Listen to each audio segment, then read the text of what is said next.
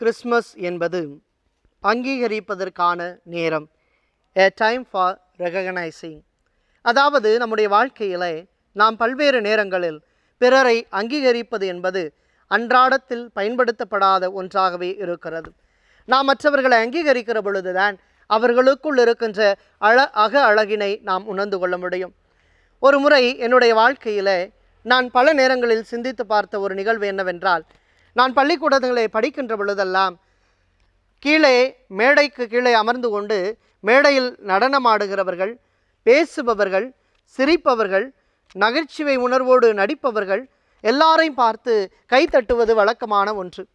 அப்போது நான் 12ஆம் வகுப்பு படித்து கொண்டிருந்த பொழுது என்னுடைய வாழ்க்கையில் நான் சிந்தித்து பார்த்தேன், எவ்வளவு நாள் தான் மற்றவர்களுக்கென்று நாம் கை தட்டுவோம்?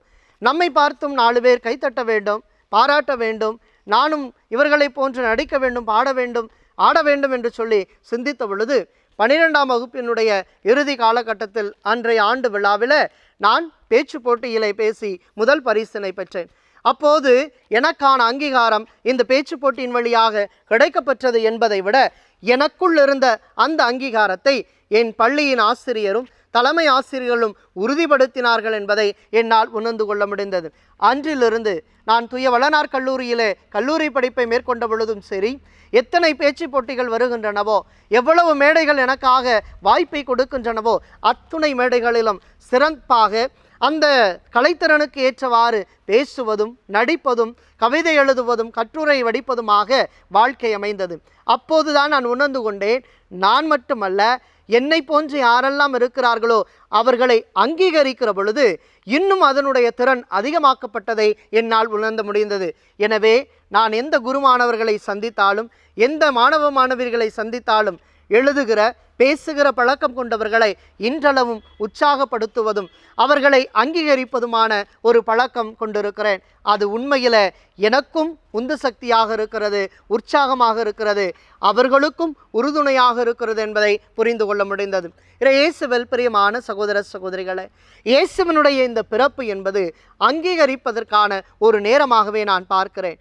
இயேசு தன்னுடைய வாழ்க்கையில் குழந்தையாக இந்த மண்ணில் பிறக்கிற பொழுது அவருக்குரியவரிடத்தில் அவர் வந்தார். அவருக்குரியவர்கள் அவரை ஏற்றுக்கொள்ளவில்லை என்பது அங்கீகரிப்பதற்கான எதிர்மறை செயலாக இருக்கிறது. ஆனால் இயேசுவின் பிறப்பு என்பது அடுத்தவரை அங்கீகரிப்பதற்கான ஒரு அடித்தளமாக, அடையாளமாக இருக்கிறது. இதை எப்படி புரிந்து கொள்வது? நீங்கள் பாருங்கள், இயேசுவினுடைய வாழ்க்கை பயணத்தில் சமாரியர்கள் அங்கீகரிக்கப்பட்டார்கள், கைம்பெண் அங்கீகரிக்கப்பட்டார்கள், முடக்குவாதமுற்றவர்களை முயற்சியோடு வாழ இயேசு கற்றுக் கொடுக்கிறார். நடக்க முடியாதவர்கள், பேச இயலாதவர்கள், காது கேட்காதவர்கள் எல்லாருக்குமான அங்கீகாரத்தை அவர் கொடுக்கின்றார். அதே போல யாரெல்லாம் தன்னிடத்தில் அண்டி வந்தார்களோ அத்துணை பேருடைய நோய்களையும் குணப்படுத்திய இயேசு ஆண்டவர் அங்கீகரிப்பின் மொத்த உருவமாக அங்கே திகழுகிறார். இது எங்கே பிறப்பெடுக்கிறது என்றால் இயேசுவினுடைய பிறப்பிலிருந்து தான் தொடங்குகிறது. இயேசு ஞானிகளையும் அங்கீகரித்தார், அஞ்ஞானிகளாக இருந்த இடையர்களையும் அங்கீகரித்தார், தன் பெற்றோராகிய சூசையையும் மரியாவையும் அங்கீகரித்தார், அவரோடு பயணித்த எல்லா திருத்தூதர்களையும் அங்கீகரித்தார். எனவே தந்தையாம் இறைவன் இயேசுவை அங்கீகரித்ததை இந்த சமுதாயம் முழுவதற்குமாக இயேசு கொண்டு வந்தார் என்பதுதான் உண்மை. எனவேதான் திருமுழுக்கு யோவான் அன்று யோர்தான் ஆற்றங்கரையிலே இயேசுவுக்கு திருமுழுக்கு கொடுக்கிற பொழுது வானம் திறந்ததையும் ஆவியானவர் புறாவடிவில் வந்து இறங்கியதையும், இவரே அன்பார்ந்த மைந்தன், இவர் பொருட்டு நான் பூரிப்படைகிறேன் என்று சொல்லி தந்தையாம் இறைவனின் வானக புகழ்ச்சி ஒளியை அங்கே கேட்கப்பட்டதனுடைய அடையாளம் என்ன? இயேசுவை தந்தையாம் இறைவன் அங்கீகரித்து ஏற்றுக்கொண்டு நமக்காக கொடுத்திருக்கிறார் என்பதுதான். எனவே சிந்திப்போம், இந்த கிறிஸ்து பிறப்பு தயாரிப்பு காலத்தில் யாரையெல்லாம் நாம் அங்கீகரிப்பது? பின்வரும் மனிதர்களை நாம் அங்கீகரிக்க வேண்டும். முதலில் திறமை உடையவர்களை நாம் அங்கீகரிக்க வேண்டும். அந்த திறமை படைத்தவர்கள் திறன் படைத்தவர்களாக இன்னொருவரை உருவாக்க முடியும்.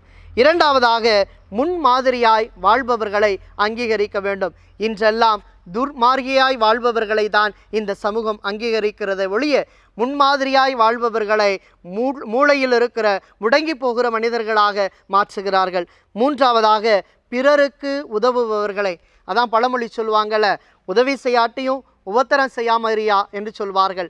எனவே உதவி செய்பவர்களை நாம் அங்கீகரிக்க வேண்டும். ஏனென்றால் நம்மால் முடியாததை அவர்கள் செய்கிறார்கள் என்றால் let us appreciate என்பதுதான் யதார்த்தமான உண்மை.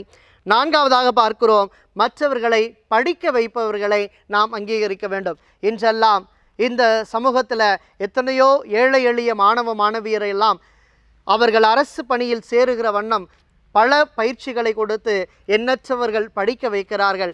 அவர்களுக்கு நாம் கற்றுக் கொடுக்க முடியாவிட்டாலும் கற்றுக் கொடுப்பவரை அங்கீகரித்து ஏற்றுக்கொள்வோம். கடைசியாக நல் வழிகாட்டிகளாய் திகழ்பவர்களை நாம் பாசத்தோடு அங்கீகரிப்போம்.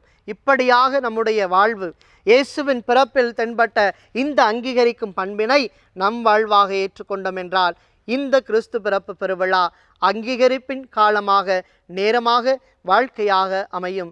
அதற்கான வரம் என்றும் இறைவனால் தரப்படும்.